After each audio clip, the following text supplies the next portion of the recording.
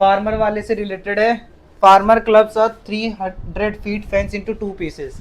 उस पे एक फेंस है, आप इसको इस तरीके से समझिए, ठीक है। एक बड़ी सी फेंस है 300 फीट की, ठीक है, 300 फीट की। उसने इसको दो पार्ट में तोड़ दिया है, दो हिस्सों में। कैसे तोड़ते हैं? इस तरीके से। अब ये वाला पार्ट बचा, ठीक है, और ये वाला पार्ट है। एक बड़ा पार्ट है, एक छोटा पार्ट। एक बड़ा सा फेंस था, उसको 300 फीट का था, उसे दो पार्ट में तोड़ दिया गया है। अगर इसे दो पार्ट में तोड़ दिया गया है तो फिर इसका कुछ हिंट दे रखे होंगे आपको। The longer piece is 4 times as long as shortest. जो बड़ी वाली है वो छोटी वाली से 4 गुना। आपको पहले भी बताया गया था मैंने, जो छोटा वाला होता है उसको एक्स या वाई माना करो। इसमें छोटा वाला कौन सा है? इसमें छोटा वाला ये है, तो इसको मान लो एक्स, और ये बड़े वाले को क्या मान लोगे? 4x। क्यों? इसने बोला था ये इसका 4 गुना है, ठीक है। ये आपने क्वेश्चन समझ लिया। अब आपको इसको स्टेटमेंट लिख के सॉल्व करके बताना है कि ये दोनों साइड कितनी कितनी बड़ी होगी, है ना, ये x और 4x वाली। तो आपको लिखना होगा लेट द शॉर्टेस्ट,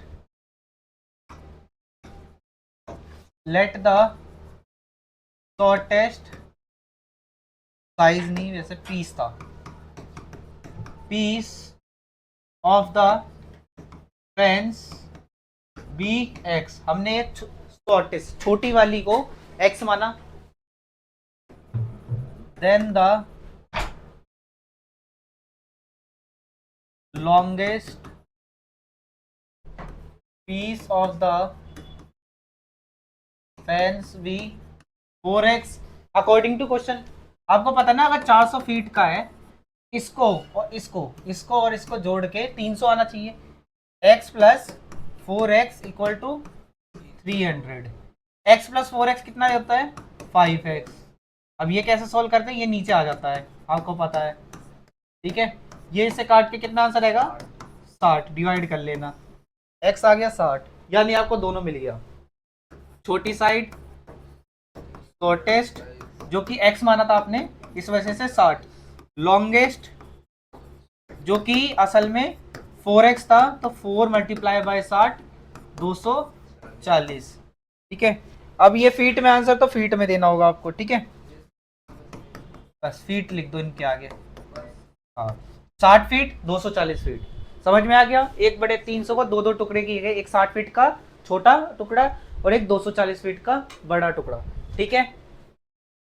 क्वेश्चन, एक रेक्टेंगल है। अब रेक्टेंगल का पेरीमीटर दिया हुआ है, ठीक है। ये रेक्टेंगल है, इस चीज को एल बोला जाता है, इस चीज को ब्रेथ, लंबाई चौड़ाई लेंथ ब्रेथ, और कभी कभी इसे विथ भी बोला जाता है, जो कि आपको कंफ्यूज नहीं होना है। इसने बोला है दोनों, कुछ हिंट दिया होगा।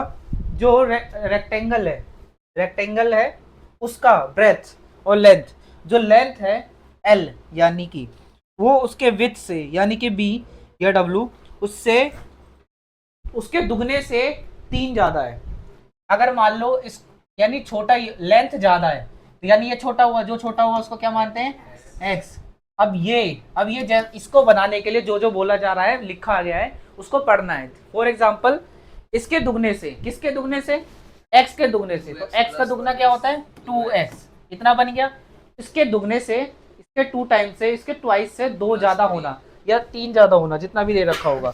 आपके क्वेश्चन में दे रखा है 3 ज्यादा, यानी 3 मोर। 3 ज्यादा का मतलब 3 प्लस, ठीक है, 3 प्लस। तो आपका बन चुका है इस तरीके से 2x प्लस 3। लेट करना आपको आ ही गया। अब पेरीमीटर समझो क्या होता है? पेरीमीटर होता है, ठीक है, ये चीज को बोला जाता है, ये घेरा जो रेड लाइन से मैंने बना दिया, कि घेरा कितना बड़ा है। तो ये आपको 24 दे रखा है, 24 दे रखा है, घेरा कितना बड़ा है, ठीक है। अब येलो स्मार कर फिर से, ठीक है। अब हाँ, फॉर्मूला लगा के करना होगा पेरीमीटर ऑफ। पहले तो मानना होगा लेट द विथ, चौड़ाई ऑफ द, है ना, rectangle be X, then the, फिर इसके हिसाब से लेंथ, लंबाई कितनी होगी वो लिखी हुई है।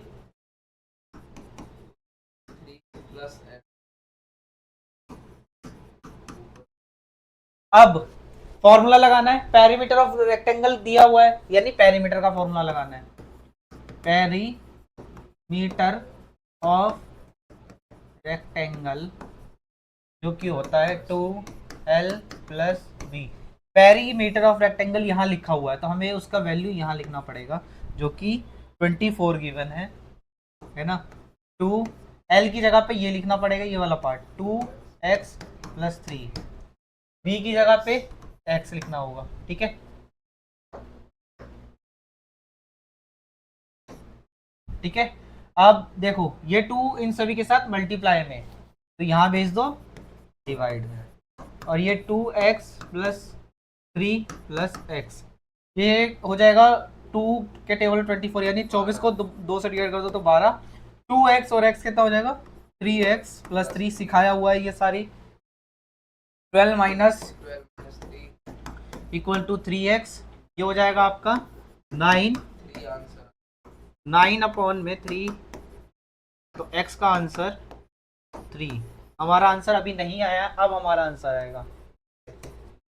विथ आपका x था तो x ही रहने दो, 3, अब सेंटीमीटर है तो सेंटीमीटर लेके चलो, ठीक है। लेंथ आपकी थी, ध्यान से देखो क्या माना था आपने, 2x प्लस 3, तो आपको x की जगह बस ये 3 रखना है, तो आपका आंसर आ चुका। लेंथ तो आपका आ जाएगा 9, ठीक है, और विथ आपका ये रहा, ठीक है। एक्सरसाइज 2.3, इसमें वर्ड प्रॉब्लम दे रखी है, आपको इक्वेशंस रेडी करनी होती है, स्टेटमेंट, ठीक है, स्टेटमेंट रेडी करनी होती है, तो आपको बस पढ़ना होता है चीज़ों को और फिर पैटर्न ऑब्जर्व करना है कि क्या क्या पैटर्न चलने वाला है इसमें, ठीक है। जैसे एक स्टूडेंट है वो, ठीक है, फर्स्ट क्वेश्चन बोल रहा है, एक स्टूडेंट है जिसके अकाउंट में 500 रुपये पहले से पड़े हैं, है ना, 500 रुपये पहले से पड़े हैं, उसको 150 रुपये महीना, यानी हर महीने 150 रुपीज़ मिलते हैं, ठीक है, एज पॉकेट मनी के तौर पे।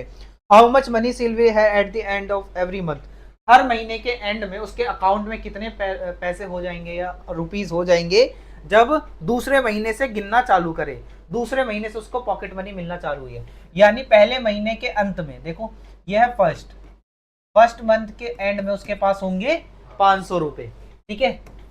सेकेंड महीने के एंड पे उसमें होंगे 500 प्लस 150, 650 रुपये।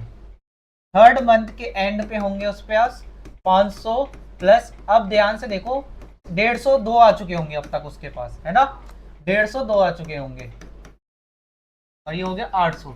150 कैसे आ गए होंगे, एक 150 यहाँ का होगा दूसरे मंथ का, और एक 150 यहाँ पे होगा, ये क्या है, ये लास्ट में अकाउंट में कितने बैलेंस आ चुका है ये बताना है।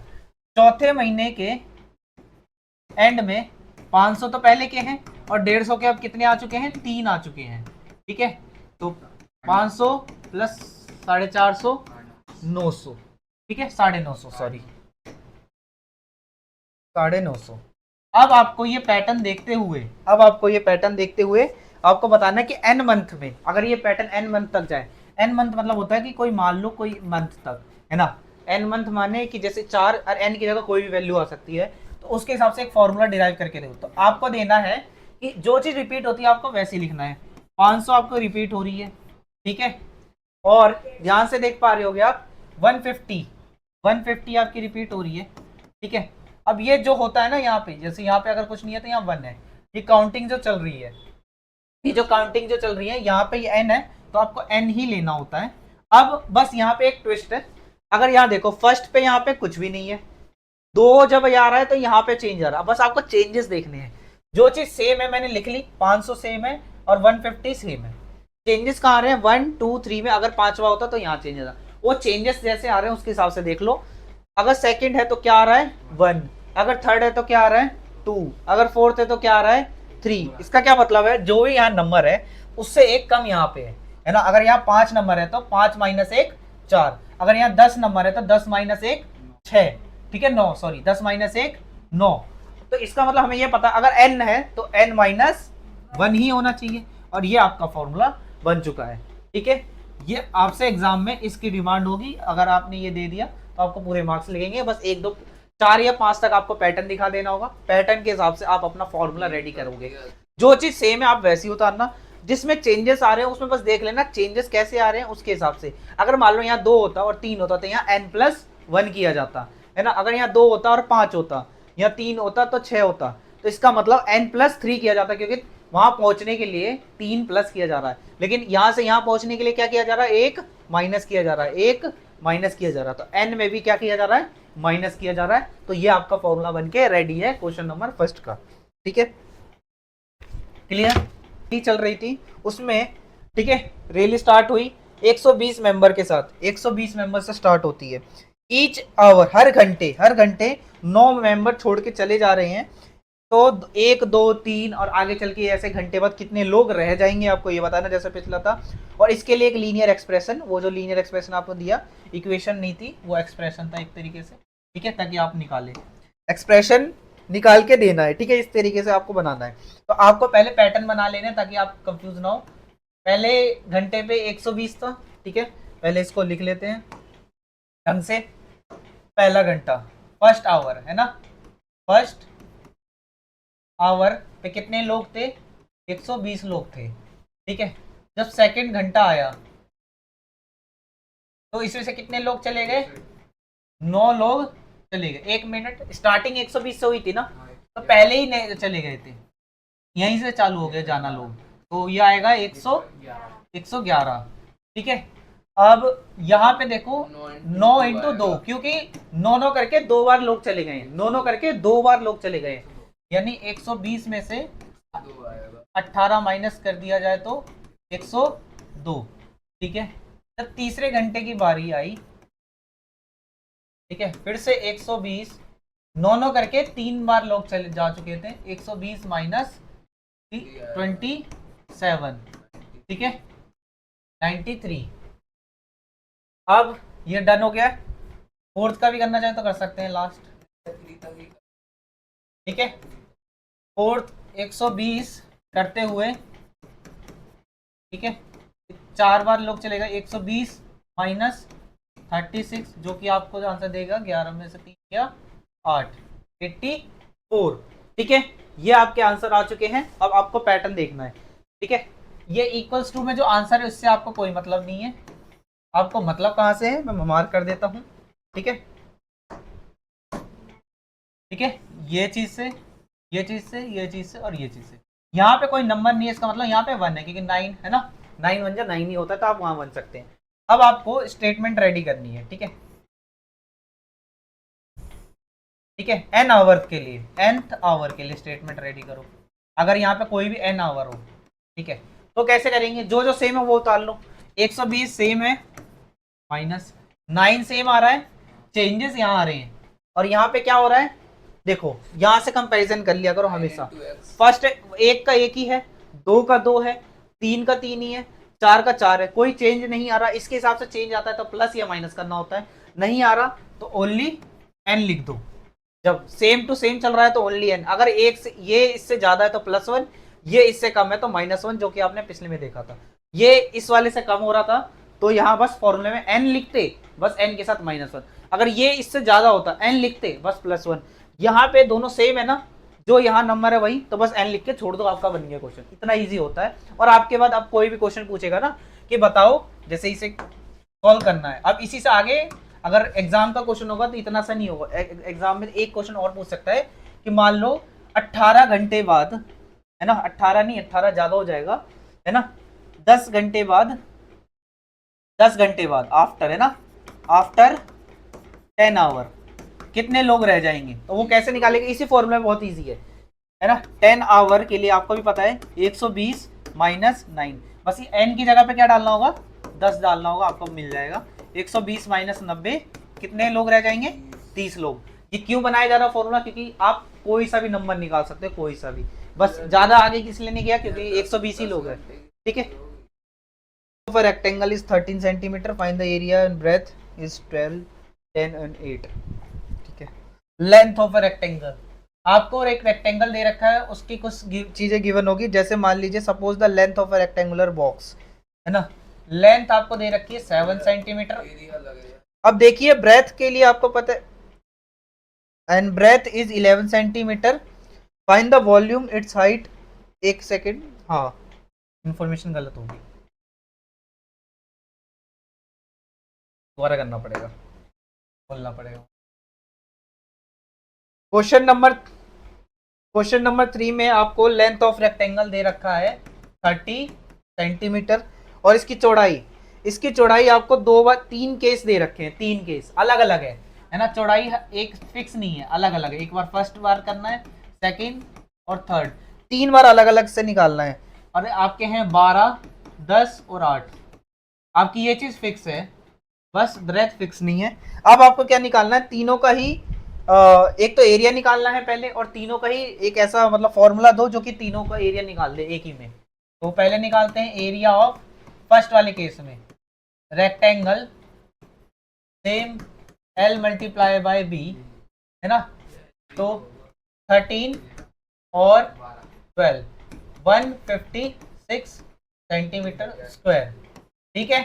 ध्यान से देखो, फिर सेकंड वाले केस में एरिया ऑफ रेक्टेंगल, ठीक है, फिर से L इंटू बी, लंबाई कितनी है 13, लेकिन इस बार चौड़ाई 10 है, हर बार चेंज करना है चौड़ाई को, 130, ठीक है। फिर है आपका एरिया ऑफ रेक्टेंगल दोबारा L इंटू बी, ठीक है। L कितना है 13 और B कितना है 8, 104 सेंटीमीटर, 104 सेंटीमीटर।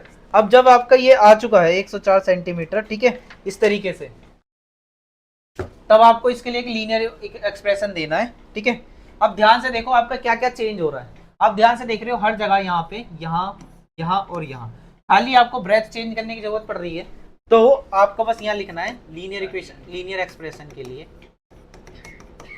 ठीक है। इस लीनियर एक्सप्रेशन के लिए मैं यहाँ लिखता हूँ कि एरिया ऑफ रेक्टेंगल, पहले फॉर्मूला लगा लो, है ना, L इंटू बी, ठीक है, L इंटू बी है।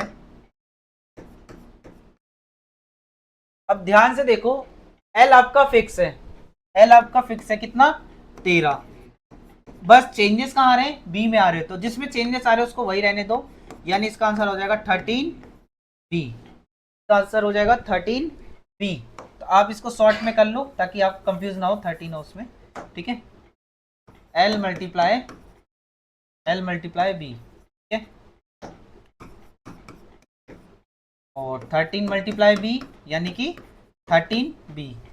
तो आपसे पेपर में क्या देखा जाएगा, बस 13B चेक किया जाएगा आपका, अब वो तो होगा ही होगा, ये है रियल आंसर, ठीक है।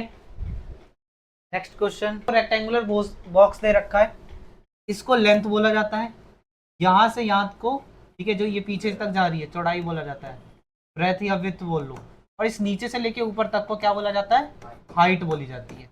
ये तीनों चीज जान लो। अब इसमें चीजें गिवन होगी, जैसे लेंथ कितनी है 7 सेंटीमीटर, ठीक है, ब्रेथ कितनी है 11 सेंटीमीटर, ठीक है, और आपकी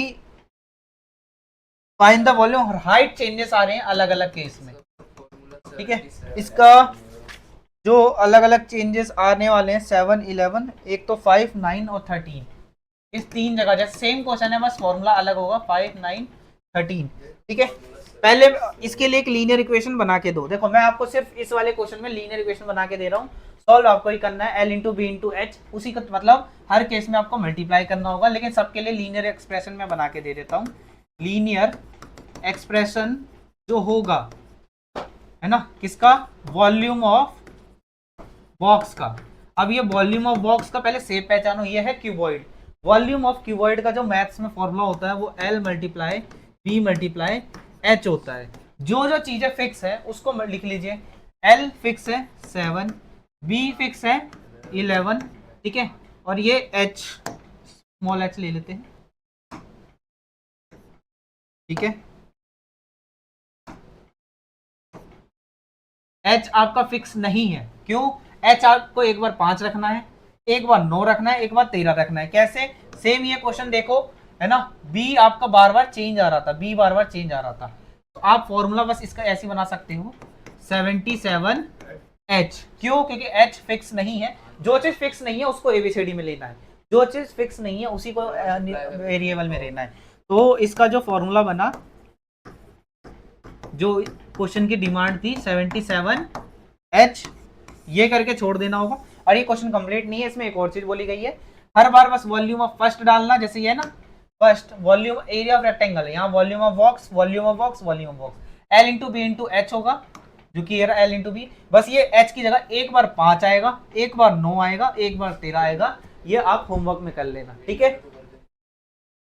नाम की लड़की है, उसको एक बुक रीड करनी है जो कि 500 पेजेस की है। अगर वो हर रोज 20 पेज पढ़ती है तो 15 दिन के बाद उस पर कितना पेजेस बचेंगे, और एक तो ये बताना, और express this in linear pattern, और लीनियर पैटर्न भी बताना इसका। देखो अगर उसके पास 500 पेजेस है ना, 500 पेजेस है, ठीक है, इसको पैटर्न बनाते हैं। क्वेश्चन नंबर 5, फर्स्ट डे पे पहला 500 पेजेस में से कितना माइनस हो जाएगा, 20, एक है ना, इसे 1 में भी लिख लो। 500 माइनस 20, 480, ठीक है। सेकेंड डे की बारी आएगी जब, ठीक है, 500 माइनस 20 मल्टीप्लाई 2, क्योंकि 20 की 2 बार पड़ चुकी होगी, 460। जब थर्ड डे की बारी आएगी 500